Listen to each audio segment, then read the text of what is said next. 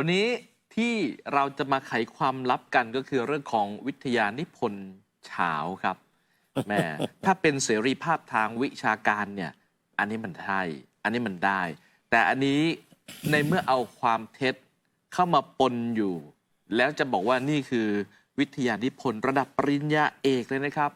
ที่เคยเป็นข่าวกันเมื่อสัปดาห์ที่แล้วกับวิทยานิพนธ์ในณัฐพลวันนี้เราก็ได้เห็นความเคลื่อนไหวและความคืบหน้าแล้ว ล่าสุด Facebook Page ก้าวไกลโกหกอะไรเนี่ยเขาก็พยายามที่จะไปเร่งรัดเรื่องของการสอบการถอดปริญญาเอกของนายณัฐพลก่อนหน้านี้มีตั้งคำถามว่าโอ้โหพานไปไกลถึงคนที่เป็นคณะกรรมการสอบเป็นที่ปรึกษาโปรเจกต์นี้งานวิทยานิพนธ์นี้มันลวงเลิกมันลวงโลกจริงหรือเปล่าและสถาบันที่ขึ้นชื่ออย่างจุฬาลงกรณ์มหาวิทยาลัยนี้ต้องมีเรื่องที่จะต้องรับผิดชอบด้วยนะครับวันนี้เรามาพูดคุยกันนะครับปี๊ดคิดว่าความเคลื่อนไหวของคนนี้ณัฐพลเนี่ยเขาต้องการที่จะหมิ่นเมย์แล้วก็เปลี่ยนข้อมูลทางบริษัทของสถาบันจริงหรือเปล่าคือจริงๆแล้วเนี่ยถ้าเราพูดถึงเรื่องการทำวิทยานิพนธ์เนี่ยมันมีปัญหาที่พึงต้องระวังอยู่3เรื่องที่1คือลอกวิทยานิพนธ์plagiarism ซึ่งก็ปรากฏว่าเคยมีคนหนึ่งที่ลอกแล้วถูกยกเลิกไปเรียบร้อยแล้วนะครับทีนี้เรื่องที่2ก็คือเรื่องอ้างผิดนะ falsification ก็คือเรื่องของการอ้างผิดซึ่งตรงนี้เนี่ยเมื่ออ้างในที่หนึ่งสมมติต๊อปเป็นคนทำแล้วต๊อปอ้างผิดแล้วมีคนเข้ามาอ้างต๊อปต่อไปอีกในการทำงานของเขามันจะกระจายไปเยอะมากซึ่งอันนี้อันตรายมากเลยนะต๊อปลอกเนี่ยนะถ้าเกิดเราไปลอกของถูกมันก็สิ่งที่ลอกไปก็คือของถูกมันไม่เป็นอันตรายแต่อันนี้โอ้โหมันตั้งกี่จุดแหละแต่อันนี้เนี่ย20กว่าจุดที่เขาเจอนะครับแล้วก็เสร็จแล้วมีคนเอาไปอ้างต่ออันนี้ปัญหาที่2เพราะฉะนั้นการทำวิทยานิพนธ์เราไม่ควรจะอ้างผิดนะครับอันที่3อันนี้ร้ายกว่านั้นอีกครับแต่งข้อมูลเรื่องไม่มีจริงแต่คุณแต่งขึ้นมาอย่างนี้ความผิดจะไปถึงไหนจะมีการสอบสวนทวนความที่เกิดเรื่องที่เกิดขึ้นนี้ไหมมันคือความรับผิดชอบก็มีอย่างนี้1ก็คือคนเขียนครับ2อาจารย์ที่ปรึกษา3กรรมการสอบ3คนเนี้ยจะต้องมีความรับผิดชอบกับงานเล่มนี้อย่างแน่นอนซึ่งเอาล่ะเมื่อมีเรื่องเกิดขึ้นหลังจากที่อาจารย์ชัยยันเขาไปสำรวจตรวจสอบก็มีการตั้งกรรมการต่างๆเขาระงับการเผยแพร่โอเคสมมติว่านี่คือเล่มที่เป็นวิทยานิพนธ์ใช่ไหมคะก็ห้ามเผยแพร่แต่ปรากฏเรื่องในนี้ถูกนำไปเป็นบทความถูกนำไปเป็นพ็อกเก็ตบุ๊กซึ่งตรงนี้เวลาระงับเนี่ยทำไมไม่พูดให้มันครอบคลุมล่ะว่าระงับแค่ตรงนี้คือจะเป็นระงับแค่ตรงนี้ทำไมต้องบอกว่าไม่ว่าจะเป็นการไปเผยแพร่บางส่วนหรือทั้งหมดในรูปแบบอื่นใดเหมือนอย่างเวลาที่เราโดนไอ้เรื่องของการก๊อปงานจำได้ไหมถ้าเกิดใครเอาเรื่องนี้ไปไม่ว่าจะเป็นการดัดแปลงตัดต่อบางส่วนหรือทั้งหมดก็มีความผิดเพราะฉะนั้นจริงๆแล้วตอนที่ระงับการเผยแพร่เมื่อปี2562เนี่ยต้องพูดให้ชัดว่าไม่ใช่แค่ระงับการเผยแพร่ตัววิทยานิพนธ์เท่านั้นแต่จะต้องระงับทั้งการนำเอาไปเผยแพร่ในรูปแบบอื่นอันนี้ก็ไม่ได้คุมตรงนี้ไงไม่ว่าบางส่วนหรือทั้งหมดเอาแหละในเรื่องผลการสอบสวนจะออกมาเป็นยังไงเพราะตอนนี้เนี่ยเขาอยู่ระหว่างการเร่งรัดให้เปิดผลสอบสวนแล้วก็ถอดปริญญาเอกของคนนี้ออกแต่มันก็แววออกมาแล้วนะตอบถึงแม้ว่ายังไม่เปิดเผยนะคือมันมีสิ่งที่น่าสนใจตอนนี้มีอาจารย์จำนวนหนึ่งนะคะเคยลงชื่อคัดค้านการตรวจสอบต้องงงไหมใช่ต้องงงไหมก็ในเมื่อเขาต้องการอยากจะได้ความจริงว่าตกลงเนี่ยมันมีการอ้างผิดไหมมันมีเรื่องของการแต่งข้อมูลมาอ้างไหมแล้วทำไมอาจารย์200กว่าคนนั้นจึงลงชื่อว่าไม่ให้ตรวจสอบคำถามนี้ดีแต่ประเด็นนี้เดี๋ยวเราจะไขความลับเพิ่มเติมกันนะครับเพราะว่าเรานัดดร.ธันกวินตัวแทนเพจวันนี้ก้าวไกลโกหกอะไรเอาไว้ตอนนี้อาจารย์อยู่ในสายแล้วนะครับสวัสดีครับสวัสดีครับรบกวนเล็กเสียงนิดนึงผมฟังไม่ชัดพอดีใส่หูฟังอยู่ครับเสียงให้หน่อยไม่ค่อยได้ยินเลยครับครับเชิญอาจารย์เสรีฮะว่ามาเลยว่าตอนนี้เนี่ยโอเคนะเขาเองมีการสอบฟังอยู่ครับเขามีการห้าม ไม่ให้มีการเผยแพร่ตัววิทยานิพนธ์แต่มีการนำไปทำเป็นบทความบ้างพ็อกเก็ตบุ๊กบ้างนะคะอันนี้เนี่ยทางพวกเราจะพูดว่าอย่างไรกันคะโอเคอย่างนี้ครับอาจารย์คือจริงๆเนี่ยเรื่องนี้ผมมันได้รับทราบมาตั้งแต่เดือนมกราคมแล้วว่ามีอาจารย์ของโรงเรียนในระดับมัธยมศึกษาเนี่ยนะครับนำเอาหนังสือเรื่องที่ว่าเนี่ยที่เป็นต้นเหตุที่อาจารย์พูดถึงเนี่ยไปวางแผนการสอนสำหรับการสอนในระดับมัธยมศึกษาและตัวอาจารย์ท่านนี้เข้าไปเป็นที่ปรึกษาของคณะกรรมาการศึกษาผมเนี่ยเรื่องนี้ผมร้องเรียนไปที่กรรมการจริยธรรมว่ามติของคณะกรรมาการศึกษาเนี่ยกรรมาการที่ให้คนนี้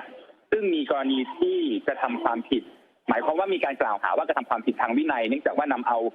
แผนการสอนในหนังสือที่เป็นกรณีพิพาทเนี้ยไปใช้ในการจัดการเรียนการสอนเนี่ยไปเป็นที่ปรึกษาของคณะกรรมาการศึกษาซึ่งผมดำเนินการเรื่องนี้ไปแล้วและคณะกรรมาการจริยธรรมก็ได้รับเรื่องนี้ไปแล้วตั้งแต่เดือนมกราคมที่ผ่านมาทีนี้มันก็จะมีมาต่อว่าเดือนกุมภาพันธ์เนี่ยทางศาลอาญาได้มีคำพิพากษาในกรณีที่เจ้าของวิทยานิพนธ์เนี่ยครับได้ฟ้องอาจารย์ชัยยันต์ ชัยพรฐานหมิ่นประมาทว่าข้อมูลของอาจารย์ที่เป็นเจ้าของวิทยานิพนธ์เนี่ยมันไม่ได้คุณภาพซึ่งสุดท้ายแล้วคำพิพากษาเนี่ยก็ได้ออกมาว่าอาจารย์ชัยยันต์เนี่ยไม่ได้มีความผิดฐานหมิ่นประมาทเนื่องจากเป็นการวิพากษ์วิจารณ์ตามหลักวิชาการและข้อมูลที่อาจารย์ชัยยันต์ได้พูดถึงเนี่ยว่าข้อมูลของวิทยานิพนธ์นั้นเป็นการอ้างอิงแหล่งที่มาที่ไม่มีตัวตนอยู่จริงเพราะฉะนั้นเนี่ยอันนี้จะมีผลกระทบต่อวิทยานิพนธ์ว่าไม่ได้มีคุณภาพในการที่จะใช้เป็นหลักของการอ้างอิงในเชิงประวัติศาสตร์ได้ซึ่งอันนี้มันมีเรื่องที่สำคัญว่าผมก็เป็นนิสิตเก่าของจุฬาลงกรณ์มหาวิทยาลัยเป็นนักวิชาการและสำเร็จการศึกษาเนี่ยเป็นเอกอาจารย์ก็สำเร็จการศึกษาเป็นเอกแล้วก็ดูเรื่องของวิทยานิพนธ์พอจะทราบว่าถ้าหากว่ากระบวนการในการหาข้อมูลหรือการอ้างอิงแหล่งที่มาในสาระสำคัญนะครับมันไม่ถูกต้องเพราะฉะนั้นมันไม่เกิดองค์ความรู้ใหม่เมื่อไม่เกิดองค์ความรู้ใหม่เนี่ยวิทยานิพนธ์นั้นก็ไม่สามารถที่จะได้รับอนุมัติได้และเมื่อไม่สามารถที่จะได้รับอนุมัติแล้วเนี่ยก็หมายความว่าปริญญาที่จะได้รับครับมันก็ผิดมาตั้งแต่ต้นเคสนี้ไม่ใช่เป็นเคสของการเพิกถอนวิทยานิพนธ์หรือเพิกถอนตัวของปริญญานะครับแต่กำลังจะบอกว่ากระบวนการได้มาซึ่งปริญญาและกระบวนการได้มาซึ่งวิทยานิพนธ์เนี่ยมันผิดมาตั้งแต่ต้นเพราะฉะนั้นเนี่ยการอนุมัตินั้นจึงไม่ถูกต้องมันเป็นการเพิกถอนทั้งหมดว่าตั้งแต่ที่ทำมามันเสียไปทั้งสิ้นครับอาจารย์อันนี้คือสิ่งที่เรามองแล้วก็ได้ตรวจสอบผมไม่เคยบริหารงานในมหาวิทยาลัยมาก่อนเราทราบว่าหลักการประกันคุณภาพการศึกษาเนี่ยครับเมื่อมีมติของสภามหาวิทยาลัยจะต้องมีการประกาศให้ประชาคมทราบซึ่งหมายถึงตัวนิสิตเก่าจุฬาด้วยตัวของนิสิตเก่ามหาวิทยาลัยอื่นๆหรือนักวิชาการอื่นที่จะเข้าไปสืบค้นเพื่อจะเป็นการอ้างอิงว่ามหาวิทยาลัยต่างๆได้มีการดำเนินกิจการอย่างไรบ้างแต่ผลปรากฏว่าผมไปค้นในเดือนมีนาคม 2564 ซึ่งเราทราบว่ามันมีการสอบสวนเรื่องนี้อยู่แล้วแต่ไม่พบว่าสภามีมติเรื่องนี้อย่างไรผมไม่ได้บอกไม่มีนะครับแต่ว่าเราไม่เห็นเมื่อเราไม่เห็นเนี่ยเราก็เลยทวงถามไปในฐานะที่เป็นนิสิตเก่าจุฬาว่าเรื่องนี้ทางจุฬาลงกรณ์มหาวิทยาลัยดำเนินการอย่างไรเพราะมันส่งผลกระทบต่อชื่อเสียงของมหาวิทยาลัยในการที่ผมเนี่ยเป็นอาจารย์ด้วยว่าจะไปสอนอะไรต่างๆว่าผมเป็นนิสิตเก่าจุฬาแล้วก็จบจากจุฬาแต่ปรากฏว่าตัวจุฬาลงกรณ์มหาวิทยาลัยก็ทำความผิดเรื่องของจรรยาบรรณทางวิชาการเองจึงขอข้อมูลนี้เพื่อที่จะนำมาใช้เป็นประโยชน์สำหรับตัวของผมแล้วก็เป็นประโยชน์สำหรับนักวิชาการต่างๆด้วยซึ่งเรื่องนี้มันจะมีขยายผลต่อคืออะไรเรื่องที่หนึ่งก็คือว่าถ้าหากสภามหาวิทยาลัยไม่ได้มีการลงมติในครั้งก่อนตามหลักประกันคุณภาพการศึกษาคะแนนของการประกันคุณภาพการศึกษาจะต้องลดลงนะครับอันที่หนึ่งแล้วก็อันที่สองคือตัวของสภามหาวิทยาลัยถ้าไม่ปฏิบัติตามมติของแต่เดิมคือสกอสำนักงานคณะกรรมการการอุดมศึกษาเนี่ยก็ต้องถือว่าเป็นการกระทำที่ไม่ถูกต้องตามหลักเกณฑ์มันจะมีการกระทำความผิดใดๆหรือไม่แล้วก็อีกอันหนึ่งคือเรื่องของพระราชบัญญัติข้อมูลข่าวสารซึ่งผมได้อ้างอิงตัวนี้ไปมันก็จะมีประเด็นต่อว่าถ้าไม่ให้มันก็จะมี2เรื่องที่ผมจะดำเนินการต่อก็คือร้องไปที่กระทรวงนะครับแล้วก็ร้องไปที่คณะกรรมการข้อมูลข่าวสารและเมื่อผลการพิจารณาออกมาว่าวิทยานิพนธ์นั้นไม่สามารถอ้างอิงได้สิ่งที่เป็นผลกระทบที่อาจารย์บอกคือว่า200กว่าคนที่มาประท้วงเนี่ยว่าไม่ควรที่จะต้องเพิกถอนเพราะมันจะมีผลกระทบว่ามันมีอาจารย์หรือนักวิชาการที่อ้างอิงผลงานวิจัยที่อ้างอิงแหล่งที่มาที่ไม่ถูกต้องเนี่ยไปใช้ประโยชน์สำหรับการทำวิจัยของตัวเองมันจะล้มไปทั้งกระดานคือทั้งหมดเลยคือหมายความ1คนที่เสียไปนะครับมันทำให้210กว่าคนที่ว่าเนี่ยไม่ได้รับวิทยานิพนธ์ที่ถูกต้องมันปริญญาเขาก็จะเสียไปทั้งสิ้นเหมือนกันครับอาจารย์ครับค่ะทีนี้เราได้ยินแว่วๆมาบอกว่า มันไม่มีกฎหมายในการที่จะให้ยกเลิกไอ้คนที่อ้างผิดหรือว่าสร้างข้อมูลขึ้นมา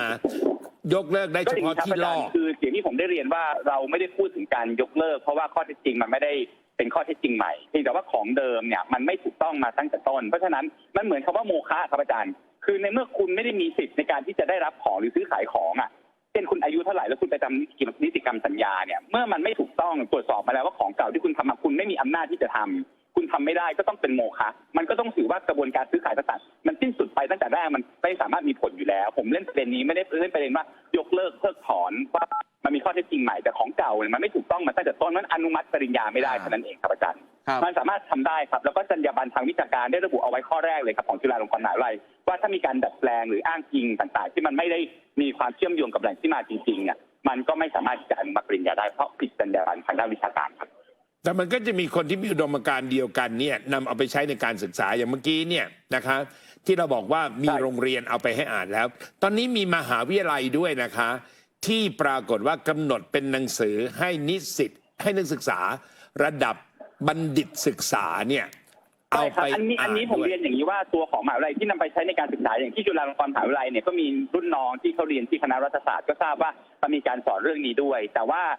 ในเชิงของวิชาการเนี่ยมันต้องถือว่าตัวของอาจารย์ที่นำไปใช้เนี่ยเขาเชื่อโดยสุจริตว่ามันมีการตีพิมพ์และได้รับวิทยาผลโดยการอนุมัติของจุฬาลงกรณ์มหาวิทยาลัยในเชิงของวิทยานิพนธ์แล้วก็นำมาใช้ในการพัฒนาต่อเป็นตัวของหนังสือเรียนเนี่ยซึ่งถ้ามันมีข้อเท็จจริงปรากฏนี้แล้วตัวของมหาวิทยาลัยจะต้องมีนโยบายหรือมีคำสั่งโดยเฉพาะฝั่งของเกี่ยวกับประวัติศาสตร์หรือรัฐศาสตร์ว่าวิชาที่เกี่ยวข้องที่ใช้ในหนังสือฉบับนี้จะต้องยกเลิกไปเพราะหรือระงับในการจัดการเรียนการสอนไปแต่อดีตคงจะไป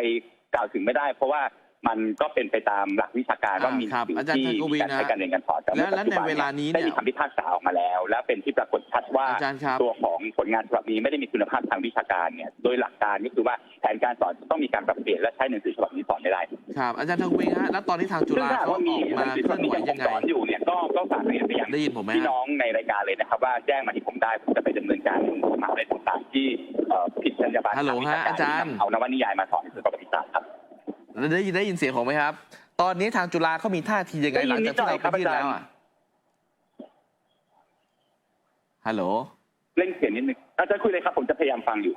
ตอนนี้ทางจุฬาเขาเคลื่อนไหวยังไงเขามีท่าทียังไงพอเราไปยื่นหนังสือให้ถอดถอนโอเคอย่างนี้ครับทางจุฬาจริงๆเนี่ยเขาได้รับหนังสือแล้วก็ได้รับการท้วงติงจาก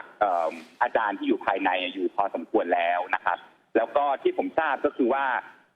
โดยปกติสภามหาวิทยาลัยจะมีการประชุมซึ่งต้องบอกว่าจุฬาลงกรณ์มหาวิทยาลัยเนี่ยเขาประชุมถี่นะครับปกติของผมตอนที่ทำที่มหาวิทยาลัยเอกชนเขาประชุมกัน1 ปีแค่4 ครั้งแต่นี่เขาประชุมทุกเดือนเพราะฉะนั้นเดือนมีนาคมเนี่ยเราทราบว่า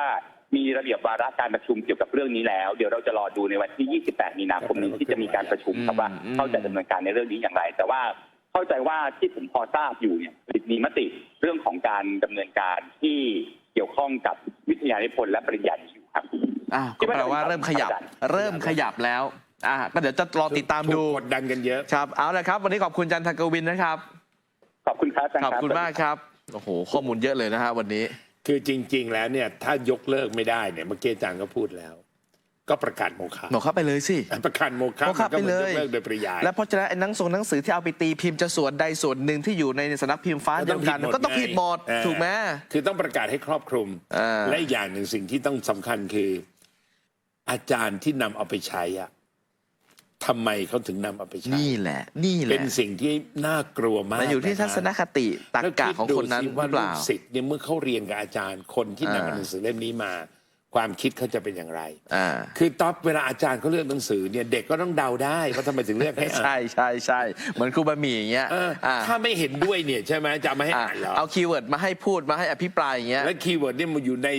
นโยบายของพรรคก็ปัญหาอยู่ว่าใครเป็นคนให้คะแนนใครเป็นคนตัดสินตรงนี้แหละฮะท่านผู้ชมมีธงหรือไม่มีธงนั่นล่ะสิมาร่วมสนับสนุนท็อปนิวส์นำเสนอความจริงได้แล้ววันนี้เพียงกดปุ่ม Super Thanks แล้วเลือกจำนวนเงินตามที่ต้องการได้เลยครับขอบคุณครับ